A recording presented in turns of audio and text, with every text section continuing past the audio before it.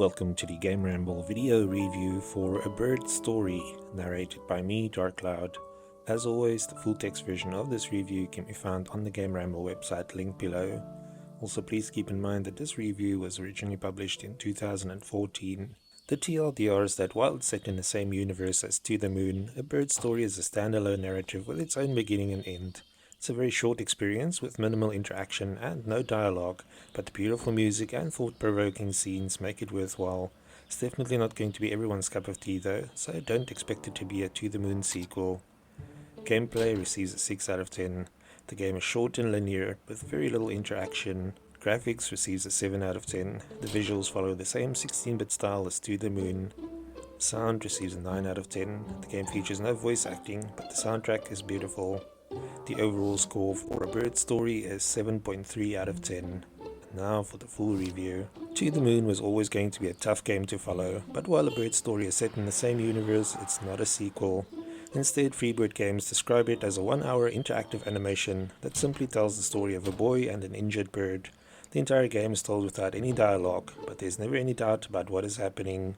A Bird Story uses the same engine and style as To the Moon, so it looks like an RPG from the 16-bit era. However, this experimental short game doesn't last much longer than an hour, and very little of that time is spent controlling the character. Instead, players get a glimpse into the lonely world of a boy who appears to be a latchkey kid, whose time at home is mainly spent scribbling at his desk, while at school his classmates are just shadows who rarely interact with him. Things change when the boy wanders through the woods one day and rescues a little bird from a badger. Since the bird has a broken wing, the boy takes it home, where it lives on the balcony of his apartment while he nurses it back to health. As the boy begins to bond with the bird, it influences his outlook on life and he becomes less of a loner.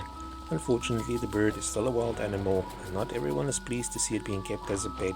To the Moon had an absolutely beautiful soundtrack, and A Bird Story continues this fine tradition. There are plenty of tracks, and it's evident that Freebird Games made a lot of effort to match the compositions to the scenes in the game.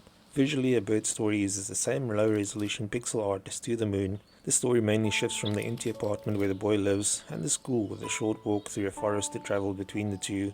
While it could have been a tedious slog to watch the boy move between these locations, Freebird Games instead turned it into something visually interesting by blurring reality with imagination. Areas will blend together like half-remembered memories, and some of the boy's trips are surreal to say the least.